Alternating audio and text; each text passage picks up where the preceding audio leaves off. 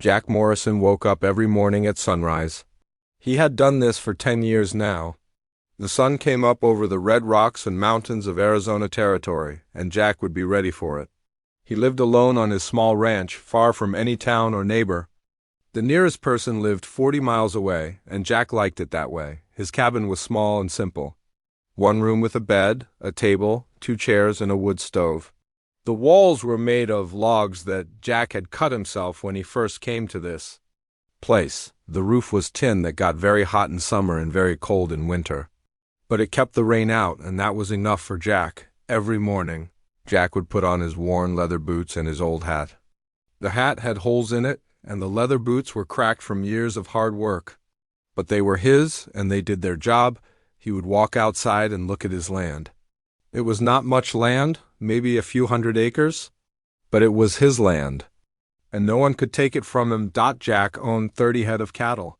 They were not the best cattle, but they were strong animals that could live in the desert. The desert was a hard place. Water was scarce, and the sun was hot enough to kill a man if he was not careful. But the cattle had learned to survive here. Just like Jack had learned to survive, he would check on his cattle first thing every morning. He counted them to make sure none had wandered off in the night. Sometimes a cow would die from sickness or old age. Sometimes wolves or mountain lions would take one. But mostly, the cattle stayed together and stayed alive. Jack knew each cow by sight. He had names for some of them, though he never told anyone that. A man living alone sometimes talked to his animals, even if he would not admit it. After checking the cattle, Jack would fix whatever needed fixing. There was always something that needed fixing on a ranch. A fence might be broken where a cow had pushed through it. The roof might have a new leak after a storm. The well pump might stop working. Jack had learned to fix everything himself because there was no one else to do it. Jack had not always lived alone. 10 years ago, he had a wife named Mary and a young son named Tom. They lived in a town called Tucson, where Jack worked at the general store. They had a small house with a garden where Mary grew vegetables. Tom was 7 years old and loved to play with his wooden toy horses. Then the sickness came. People called it cholera, and it spread through the town like fire through dry grass. First Tom got sick. He had a fever and could not keep food down. Mary took care of him day and night, but he got worse. Then Mary got sick too. Jack tried to help them both, but he did not know how. The doctor in town was busy with too many sick people and could not come to see them. Tom died first. He was so small and thin when he died that Jack could carry him easily in his arms. Mary died 3 days later. She held Jack's hand and told him she loved him, and then she closed her eyes and never opened them again. Jack buried them both in the town cemetery under a big oak tree. After that, Jack could not stay in Tucson. Everything reminded him of Mary. And Tom, the house felt empty and cold. The general store felt like a prison. He could not sleep at night because he kept listening for Tom's voice or Mary's footsteps. So he sold everything he owned and bought some cattle and supplies. He loaded them in a wagon and drove out into the desert until he found this place. This place was far from everything. There were no roads, just trails that animals had made over the years. There was a small stream that ran most of the year, though. It sometimes dried up in the hottest months. There were trees for shade and shelter. It seemed like a good place to be alone. Jack built his cabin with his own hands. It took him all summer to cut the logs and fit them together. He dug a well and built a fence around a small area for the cattle. He made mistakes because he had never built anything before, but he learned by doing. The first winter was hard. The roof leaked, and the wind came through cracks in the walls. But Jack survived, and he made the cabin better the next year. The years passed slowly. Jack learned to live with silence. In town, there had always been noise, people talking, horses and wagons in the street, dogs barking, children playing. Here, there was only the sound of wind and water and animals. At first, the silence felt heavy and strange. But after a while, Jack began to like it. The silence was peaceful. It did not ask anything of him. Jack learned to cook simple food. Beans and meat and bread that he made himself. He learned to cut his own hair with a knife and a piece of broken mirror. He learned to mend his clothes with needle and thread. He learned to be a doctor to his cattle when they got sick or hurt. He learned to be everything he needed to be because there was no one else. Sometimes Jack went to town for supplies. He would ride his horse to Wilcox, which was the closest place to buy things he could not make himself. Salt and coffee and sugar, nails and tools, medicine for the cattle, bullets for his rifle. He did not like going to town because people would try to talk to him. They would ask him questions about his ranch and his life. Jack would answer with as few words as possible and leave as soon as he could. The people in town thought Jack was strange. They whispered about the man who lived alone in the desert. Some said he was crazy from living by himself so long. Others said he was dangerous like a wild animal. Jack did not care what they thought. He had learned that other people brought pain and loss. It was safer to be alone. At night, Jack would sit outside his cabin and look at the stars. The sky was so clear in the desert that he could see thousands of stars. Sometimes he would think about Mary and Tom. He wondered if they could see him from wherever they were now. He missed them every day, but the pain was not as sharp as it used to be. Time had made it duller, like an old knife that needed sharpening. Jack was not happy, but he was not unhappy either. He was just living one day at a time. He had his routine, and his routine kept him going. Wake up with the sun. Check the cattle, fix what needed fixing, eat simple food, sleep when it got dark. Do it all again the next day. This was Jack's life, and he thought it would always be this way. He was 42 years old and felt much older. He had gray in his hair and lines around his eyes from squinting in the desert sun. He was strong from hard work, but he was tired in a way that sleep could not fix. He was a man who had given up on surprises or changes. He thought he knew what the rest of his life would look like, but Jack was wrong about that. Change was coming to his quiet desert life, though he did not know it yet. The ride to Wilcox took Jack most of the morning. His horse was old but reliable, a brown mare named Dusty that he had owned for 6 years. She knew the way to town as well as Jack did. The trail was rough and rocky, winding between tall cactus plants and scrub brush. The sun was already hot, even though it was still early in the day. Jack needed supplies. His coffee was almost gone, and he was down to his last few pounds of flour. One of his fence posts had rotted through, and he needed new nails to fix it. His rifle needed cleaning oil, and he was low on bullets. These trips to town happened every few months, and Jack always put them off as long as possible. Wilcox was not a big town. Maybe 300 people lived there, though the number changed as people came and went. It had one main street with a general store, a saloon, a hotel, and a few other buildings. There was a train station because the railroad came through. Wilcox on its way to California. This made the town more busy than other places in the territory. Jack tied Dusty to the post outside the general store and went inside.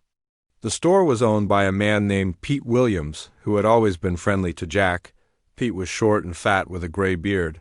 He knew that Jack did not like to talk much, so he just nodded when Jack came in. Jack walked around the store, picking up what he needed: coffee beans, flour, salt, sugar, a small bottle of cleaning oil for his rifle, a box of bullets, some nails and a piece of rope. He put everything on the counter and Pete added up the cost. "That will be $8.50, Pete said. Jack paid with coins from his leather pouch. He did not have much money, but he had enough for what he needed. He was about to leave when Pete spoke again. "Jack, you might want to stay away from behind the saloon today. There is something happening back there that is not right." Jack stopped. "What do you mean?" Pete looked around to make sure no one else was listening. "There is a man who came in on the train yesterday. He says he bought some Apache prisoners from a soldier at Fort Grant. Now he is trying to sell them like they were horses or cattle." Jack felt something cold in his stomach. Sell them? Yes, he calls them servants, but everyone knows what he means. People can buy them and make them work. The sheriff knows about it, but he says it is not against the law if they were bought fair and square from the army. Jack had heard of such things, but he had never seen it himself. After the Apache wars ended, some soldiers had taken prisoners. Most were sent to reservations, but some disappeared into other hands. It was a shameful business that most people did not talk about openly. "How many?" Jack asked. "I heard 5 or 6. Men and women both. The man has them tied up behind Murphy's saloon. People have been going back there all morning to look." Jack thanked Pete and left the store. He loaded his supplies onto Dusty and tried to decide what to do. Part of him wanted to ride straight home and forget what Pete had told him. This was not his business, and he had learned to stay out of other people's troubles, but something pulled at him. Maybe it was curiosity, or maybe it was something else. Jack found himself walking toward the saloon instead of getting on his horse to leave. Murphy's saloon was at the end of the main street. It was a rough place where cowboys and drifters came to drink and play cards. Jack had never been inside, but he had heard the noise coming from it when he was in town. Behind the building was a small yard where Murphy kept barrels and boxes. Jack could hear voices as he walked around to the back of the saloon. A small crowd had gathered there, maybe 15 or 20 men. They were standing in a circle, looking at something in the center. Jack joined the edge of the crowd and looked over the heads of the other men. In the center of the circle sat 6 Native Americans. Their hands were tied behind their backs, and they were connected to each other with a long rope. 4 were men of different ages. 2 were women. They all looked tired and hungry, like they had been traveling for a long time without enough food. Standing over them was a thin man in a dirty suit. He had a pointed beard and small dark eyes. This was the man who claimed to own them. He was talking to the crowd in a loud voice. "These are good workers," the man was saying. "They know how to work hard, and they do not complain. The men are strong and can do farm work or ranch work. The women can cook and clean and sew. You will not find better servants anywhere in the territory." Some of the men in the crowd were asking questions. How much did he want for them? Were they healthy? Would they try to run away? The thin man answered each question like he was selling horses at a market. Jack looked at the faces of the 6 prisoners. The men stared straight ahead, their faces showing no emotion. But the women looked different. The older woman had tears on her cheeks, though she made no sound. The younger woman looked angry. Her dark eyes moved around the circle of white faces, and Jack could see hatred in them. The younger woman was small, maybe 20 years old. Her black hair hung long and straight. Her dress was torn and dirty, but Jack could see that she had once been beautiful. Even now, sitting in the dirt with her hands tied, there was something proud about the way she held herself. "Now, who wants to start the bidding?" the thin man asked. "I will start at $20 each for the men, 15 for the women." Jack felt sick. These were human beings, not animals to be sold. But the men around him seemed to think it was normal. One man raised his hand and bid $20 for one of the younger men. Another bid 15 for the older woman. The thin man smiled and pointed to different people as they called out numbers. The bidding went quickly. 3 of the men were sold to different buyers. The older woman was sold to a man who said he needed someone to cook for his ranch hands. Now only 2 prisoners were left, one of the men and the young woman. Jack found himself staring at her. She was looking right back at him, and her eyes seemed to burn into his. There was no fear in her face, only anger and pride. "What about this one?" the thin man asked, pointing to the young woman. "She is young and strong. She can work hard, and she is easy to look at. Who will start the bidding at $15? No one raised their hand right away. Jack heard one man whisper to another, "Apache women are trouble. They fight too much." The thin man looked annoyed. "Come on, gentlemen. This is a good deal. She is worth much more than $15. Still no one bid?" The young woman continued to stare at Jack. He did not know why, but he could not look away from her eyes. They reminded him of something, but he could not think what. $10, the thin man said, lowering the price. "Surely someone will pay $10 for a young, healthy woman." Jack felt his hand starting to rise, though he did not remember telling it to move. The young woman's eyes widened slightly when she saw his hand. $15, Jack heard himself say. The crowd turned to look at him. Many of them knew who he was, the strange man who lived alone in the desert. They seemed surprised that he would bid on anything, especially a woman. $15 from the gentleman in the hat, the thin man said happily. Do I hear 20? Number. One else bid. Jack was the only one who wanted her, and he did not understand why he wanted her. He had no need for help on his ranch. He had lived alone for 10 years and preferred it that way, but something about her eyes had made him speak. Going. Once, going twice, the thin man said. Sold for $15. Jack felt like he was in a dream as he walked forward and counted out $15 in coins. The thin man took the money and untied the young woman from the rope that connected her to the last prisoner. She is yours now, the thin man said, handing Jack the end of the rope that was still tied around her wrists. Her name is ... Well, I do not know her name. You can call her whatever you want. She speaks a little English, but not much. Jack looked down at the young woman. She was standing now, and she was taller than he had thought. She came up to his shoulder. Her dark eyes were still staring at him, but now they seemed to be asking a question. The crowd was breaking up.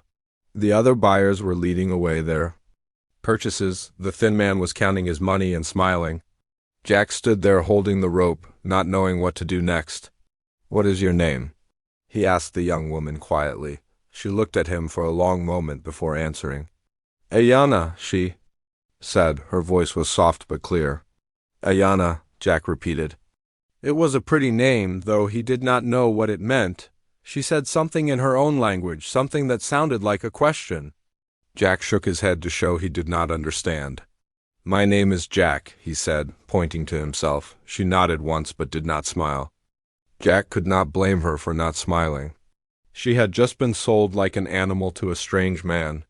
She had no reason to trust him or be happy. Jack led her to where Dusty was tied up. The horse snorted and stepped back when she saw Ayana. Horses could smell fear and anger, and Ayana had both. It is okay, Jack said to the horse, though he was not sure if it really was okay. He helped Ayana get up on the horse behind him. She was light and did not take up much room. Jack untied Dusty, and they rode out of town. Behind them, the thin man was still selling the last prisoner to someone who wanted a field hand. As they rode through the desert, Jack wondered what he had done. He had just bought another human being, something he had never thought he would do. He did not know what Ayana expected from him or what he expected from her. The first morning was strange for both of them. Jack woke up at sunrise as always, but when he stepped outside his cabin, he saw Ayana already awake. She was sitting by the cold fire, watching him. Her blanket was folded neatly beside her. She had not tried to run away during the night. Jack did not know what to say to her. He nodded and said, "Good morning." She nodded back but did not speak. He went to check on his cattle as he did every morning, and she followed him at a distance. Watching everything he did, the cattle were fine, but Jack felt nervous with Ayana watching him. He was not used to having another person around. Everything he did felt clumsy and strange when someone else was looking. When he counted the cattle, he lost track and had to start over twice. After checking the cattle, Jack went back to the cabin. He made coffee and cooked some bacon and beans for breakfast. He made enough for 2 people and set a plate on the table for Ayana. She came inside and sat down, but she did not eat right away. She looked at the food and then at Jack as if she was not sure if it was safe. It is okay, Jack said. You can eat it. She picked up the fork and took a small bite. The food must have tasted good because she began to eat faster. Jack could see that she was very hungry. He wondered when she had last eaten a real meal. After breakfast, Jack went outside to fix a broken fence post. He expected Ayana to stay by the cabin, but she followed him again. She watched as he dug a hole for the new post and mixed concrete to hold it in place. When he struggled to hold the heavy post straight while the concrete dried, she stepped forward and helped him hold it. Jack was surprised. "Thank you," he said. She did not answer, but she stayed and helped him finish the job. Her hands were small but strong, and she seemed to understand what needed to be done without being told. For the next few days this became their routine. Jack would do his work around the ranch, and Ayana would watch and sometimes help. She did not speak much, and when she did, it was only a word or two in English, but she was learning fast. She began to understand when Jack talked to her, even if she could not answer back very well. Jack tried to treat her well. He gave her food and water and a safe place to sleep. He did not ask her to work, but she began to help anyway. She would gather eggs from the chickens or carry water from the well. She seemed to want to be useful, but Jack could see that she was not happy. Sometimes he would catch her looking toward the mountains with a sad expression on her face. He knew she was thinking about her people and the life she had lost. He felt bad about that, but he did not know what to do. He had bought her to save her from someone worse, but he could not give her back her freedom completely. If she left, she might be captured again and sold to someone who would treat her badly. One day, Jack was working on the roof of his cabin when he slipped and fell. He landed hard on his shoulder and could not move his arm. The pain was very bad, and he lay on the ground groaning. Ayana ran to him and knelt beside him. She said something in her own language, and her voice sounded worried. She helped Jack get to his feet and into the cabin. She made him lie down on his bed and then went outside. Jack wondered where she was going, but he was in too much pain to follow her. His shoulder felt like it was on fire. Ayana came back a little while later with some plants she had gathered. Jack had never seen these plants before, but she seemed to know what they were for. She crushed the leaves between her hands and mixed them with water to make a paste. Then she rubbed the paste on Jack's shoulder. At first the paste felt cold, but then it began to make the pain go away. Jack was amazed. In just a few minutes his shoulder felt much better. He could move his arm again, though it was still sore. "How did you know to do that?" Jack asked. Ayana pointed to the plants and then to herself. She was trying to tell him that her people had taught her about healing plants. Jack realized that she knew many things that he did not know, even though she could not speak English. Very well. That day, Jack began to see Ayana differently. She was not just someone he had rescued. She was someone who could help him in ways he had never expected. She knew which plants were good for medicine and which ones were good for food. She knew how to find water in places where Jack saw only dry ground. She knew how to read the signs that told when a storm was coming. One morning, Ayana pointed to the sky and said, "Rain, big rain." Jack looked up. The sky was clear and blue. He did not see any clouds. "No rain today," he said, shaking his head, but Ayana was sure. She began to gather things and bring them inside the cabin. She moved the chickens into their coop and made sure the door was shut tight. She brought in wood for the fire and extra water in buckets. Jack thought she was wrong, but he helped her anyway. By afternoon, clouds began to appear in the sky. By evening, it was raining hard.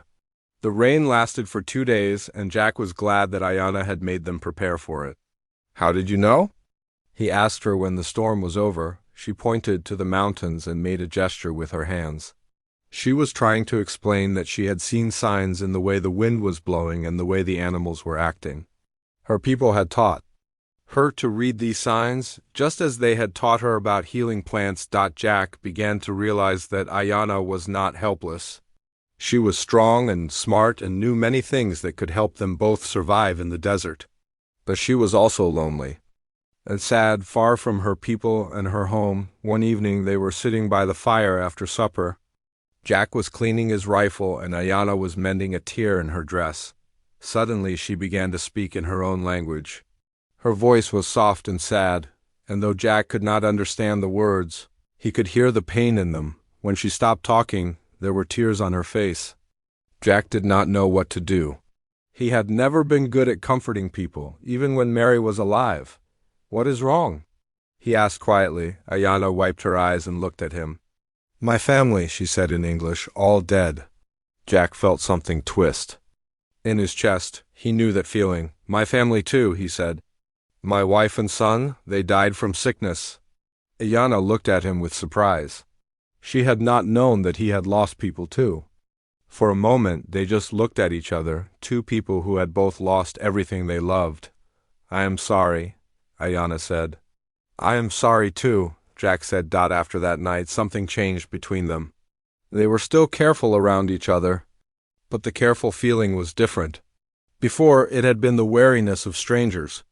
Now it was the careful respect of two people who understood each other's pain. Ayana began to talk more.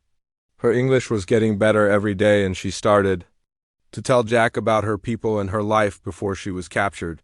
She had been married to a warrior who died fighting the soldiers. She had a baby daughter who died from fever during the hard winter on the reservation. Her parents and brothers were all dead too, killed in the wars or by disease, Jack told her. About Mary and Tom, about the happy life they had in Tucson before the cholera came. He had not talked about them in years, but somehow it felt right to tell Ayana.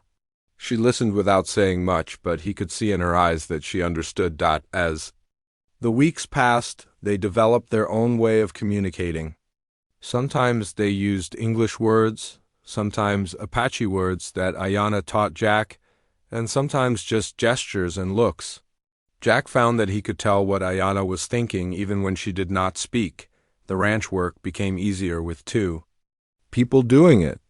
Ayana was good at taking care of the chickens and the garden that Jack had never been able to keep alive.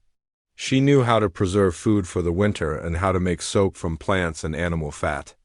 Jack was better at fixing things and taking care of the cattle, but the best part was that Jack was no longer alone.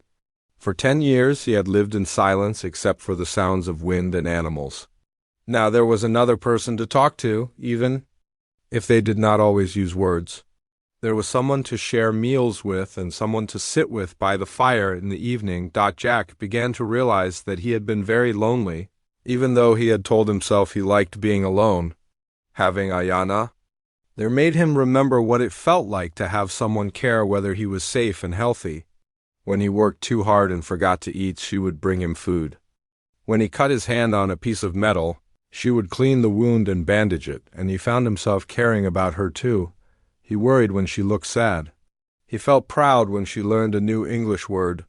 He made sure she had warm clothes. For the winter and good food to eat. One day, Jack realized that he no longer thought of Ayana as someone he had bought. She was someone who lived here with him, someone who belonged here as much as he did.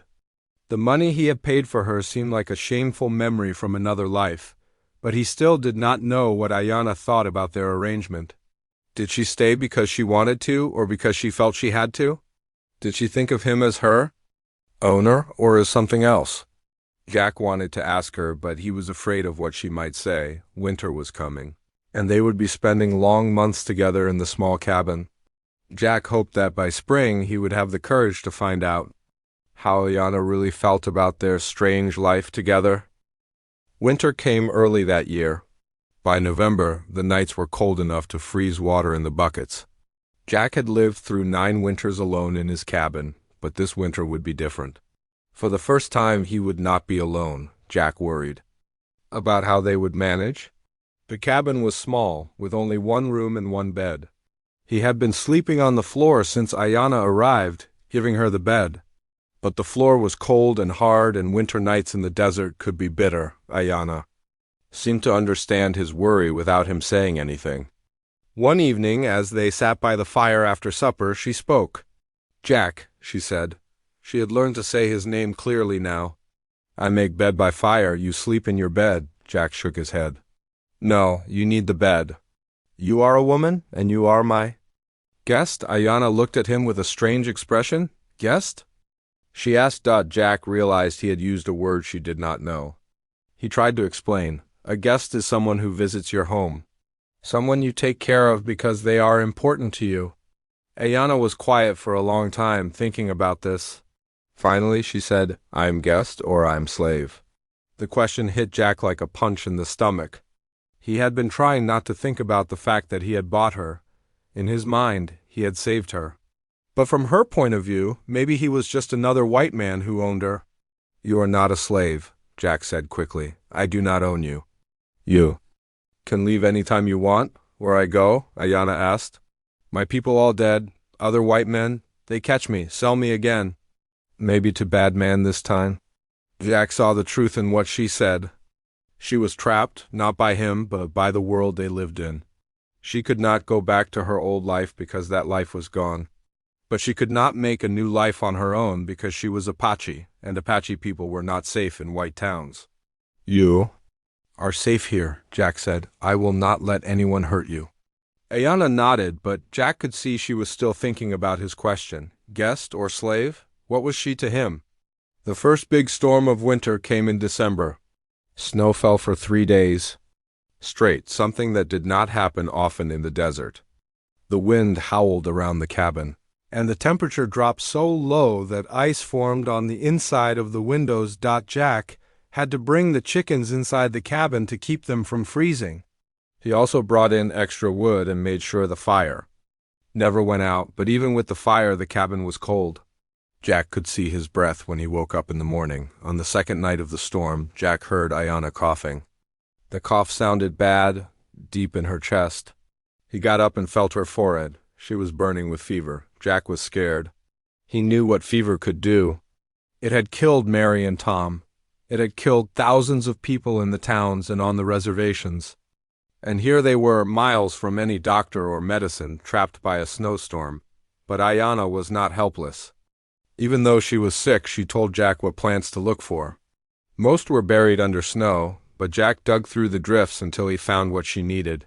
She showed him how to make tea from the plants, even though her hands were shaking from the fever. Jack stayed awake all night, keeping the fire going and giving Ayana the plant tea every few hours. He put cold cloths on her forehead to bring down the fever. He had done the same things for Mary and Tom, but it had not helped them. He prayed that it would help Ayana. By morning, the fever had broken. Ayana was weak, but she was breathing better. The cough was not as bad. Jack felt like crying with relief, but he was too tired. He had not slept in 2 days. Thank you, Ayana whispered. Thank you for telling me what plants to find, Jack said. She smiled, just a little. We help each other. Those words stayed with Jack for days after the storm ended. We help each other. That was what they did. It was not about owner and slave, or even guest and host. They were two people who needed each other to survive. After Ayana got well, things between them began to change. They talked more, sharing stories about their past lives. Ayana told Jack about growing up in the mountains, learning to ride horses and track animals from her father. She told him about the ceremonies her people did to celebrate the changing seasons, and to ask the spirits for good hunting. Jack told Ayana about his childhood on a farm in Kansas, about learning to read and write in the one-room schoolhouse. He told her about meeting Mary at a church social and how nervous he had been when he asked her to marry him. He told her about Tom's first words and first steps, memories he had kept locked away for 10 years. Sometimes Ayana would sing songs in Apache while she worked. Her voice was soft and beautiful, and even though Jack could not understand the words, the songs made him feel peaceful. Sometimes Jack would play his harmonica in the evenings, old songs his father had taught him. Ayana would listen with her, eyes closed, and Jack could see that the music made her happy. One day in January, Jack was chopping wood when he heard Ayana scream. He dropped his axe and ran toward the sound. He found her backed against the cabin wall, facing 3 Apache men on horses. They were armed with rifles and looked dangerous. Jack's heart was pounding, but he walked slowly toward them with his hands where they could see them. He did not want to start a fight, but he would protect Ayana if he had to. The leader of the 3 men was older, with gray in his hair and scars on his face. He spoke to Ayana in Apache, and she answered back. They talked for several minutes, while Jack stood there not understanding a word. Finally, Ayana turned to Jack. They want to know why I am here. They think you stole me from my people. Jack looked at the 3 men. Their faces were hard and angry. He could see that they were ready to kill him if they thought he had hurt Ayana. Tell them the truth, Jack said. Tell them I bought you from a white man who was selling Apache prisoners. Tell them I did not want you to be sold to someone who would hurt you. Ayana translated Jack's words. The older man asked her more questions, and she answered them. Jack could not understand what they were saying, but he could see that Ayana was defending him. After a long conversation, the older man rode his horse closer to Jack. He stared at Jack for a moment, then spoke in broken English. She says you treat her good. She says you are not bad man. Jack nodded. I'd try to treat her with respect. The man studied Jack's face. You let her go if she want to go? Jack felt his heart sink, but he nodded. Yes, she is free to leave. The man turned to Ayana and spoke to her in Apache. Jack could see that he was asking her a question. Ayana looked at Jack, then back at the older man. She answered in Apache, speaking quickly and firmly. The older man listened, then nodded. He said something to the other two men, and they all turned their horses to leave. But before they rode away, the older man spoke to Jack again. She says she stays with you? She says this is her home now. After the Apache men were gone, Jack and Ayana stood together in the yard. Jack was shaking, not from cold, but from what had almost happened. If Ayana had wanted to leave with them, she would be gone now. But she had chosen to stay. Why did you stay? Jack asked. Ayana was quiet for a moment. Those men, they are from reservation. Life there is hard. Not enough food, not enough medicine. Government men treat Apache people like animals. But they are your people, Jack said. Yes, they are my people, but this is my home now. She looked around at the small ranch, at the cabin and the well and the cattle. Here I am not just Apache woman, I am Ayana. I have name, I have work that matters. You see me as person, not just as Indian. Jack felt something warm in his chest. He had never thought about it that way, but he realized she was right. He did see her as a person first. He saw her intelligence and her kindness and her strength. Her being Apache was just one part of who she was. I am glad you stayed, Jack said. Ayana smiled. I am glad too. Spring came early that year. The snow melted and green grass began to grow around the cabin. Jack and Ayana worked together to plant a bigger garden.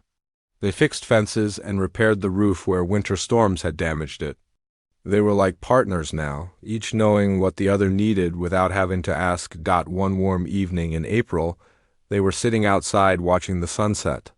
The sky was painted in shades of red and orange, and the desert looked beautiful in the soft light. Jack, Ayana said quietly. Yes? I want to tell you something. When I was sold in Wilcox, I was very angry. I wanted to fight, to run away, to hurt someone. But when I saw your eyes, I saw something different. What did you see? I saw sadness like mine. I saw loneliness like mine. I thought, maybe this man understands what it means to lose everything. Jack nodded. I did understand. I still do. And now? Ayana asked. Jack looked at her sitting beside him in the dying light.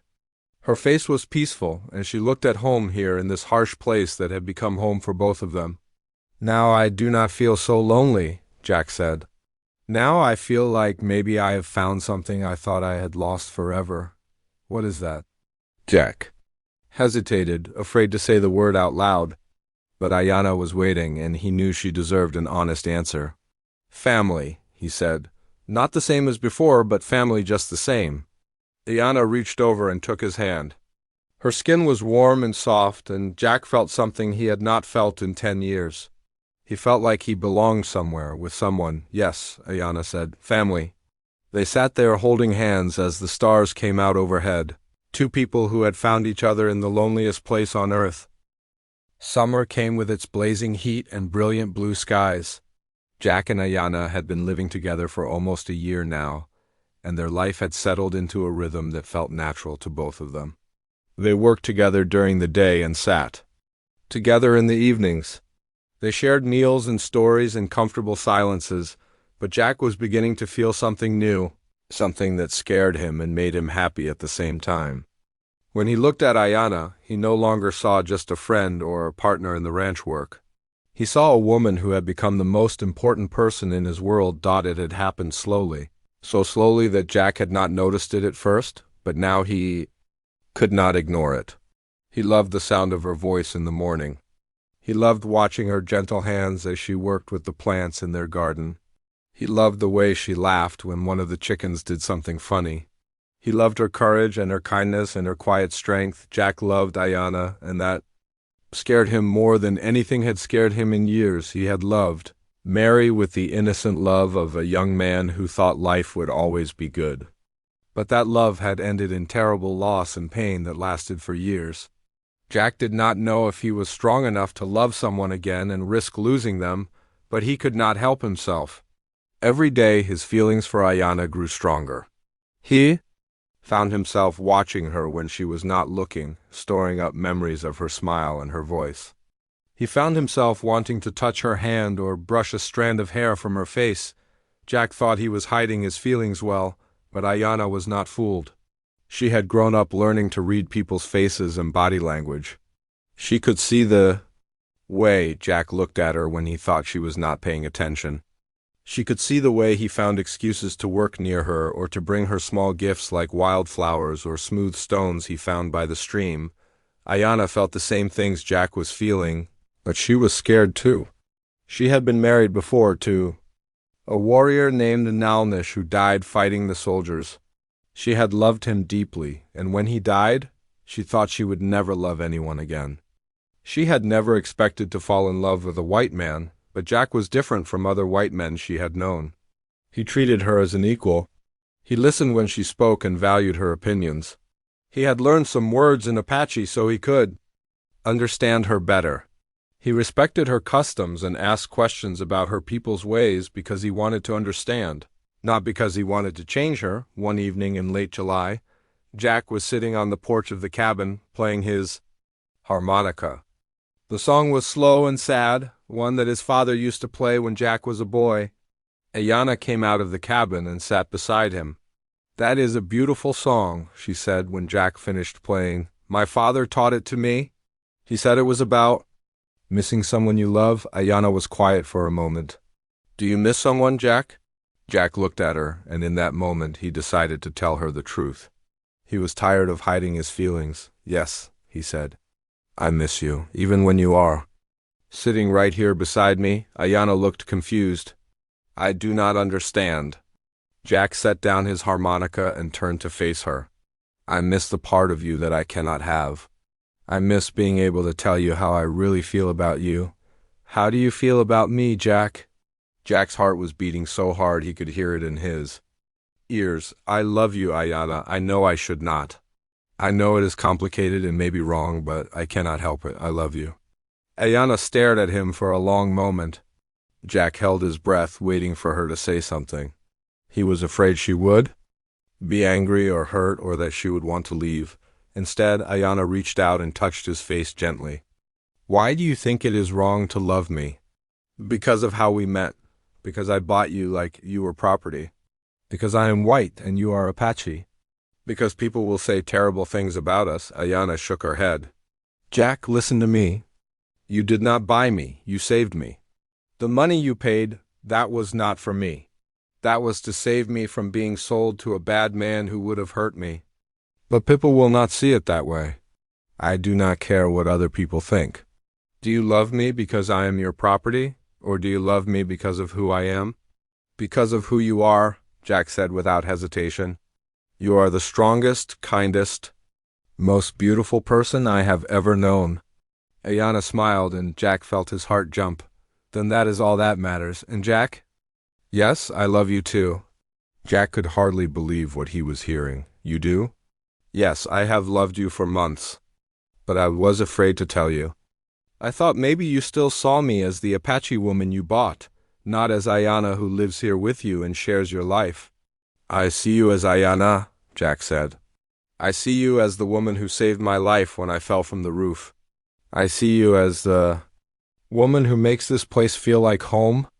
I see you as the woman I want to spend the rest of my life with." Ayana leaned forward and kissed him gently. It was Jack's first kiss in 11 years, and it made him feel like he was coming back to life. When they broke apart, Ayana rested her forehead against his. "What do we do now, Jack?" "I do not know," Jack said honestly. "I have never been in love with someone from a different people. I do not know what the rules are." "Then we make our own rules," Ayana said. "We decide how to live our life together." Over the next few weeks, Jack and Ayana talked about what their future would look like. They knew it would not be easy. If they went to town together, people would stare and whisper. Some people would be cruel. The law might not even recognize their marriage as legal, but they also knew they belonged together. They had saved each other from loneliness and despair. They had built a life together that was good and peaceful and full of love. In August, they decided to have their own wedding ceremony. There was no preacher or judge who would marry them, so they would marry themselves under the open sky that had watched over their love grow. Ayana spent days preparing for the ceremony. She made a beautiful dress from cloth that Jack had bought. On his last trip to town, she wove wildflowers into her hair and sang Apache songs while she worked. Jack cleaned his best shirt and pants and polished his boots. He practiced the words he wanted to say to Ayana, promises about loving her and protecting her for the rest of his life. On the day they chose for their wedding, they walked up the hill behind their cabin to a place where they could see for miles. In every direction, the sun was setting, painting the sky in brilliant colors. It was the most beautiful place either of them had ever seen. They stood facing each other, holding hands. Jack spoke first. Ayana, when I bought you in Wilcox, I thought I was saving you. But really, you saved me. You brought life back to my heart when I thought it was dead forever. You made me remember what it feels like to love someone and be loved back. I promise to love you and respect you and take care of you for as long as I live. Ayana spoke next, her voice clear and strong. Jack, you took me from a place of fear and brought me to a place of safety. You gave me a home when I had lost everything. You saw me as a person when others saw me as property.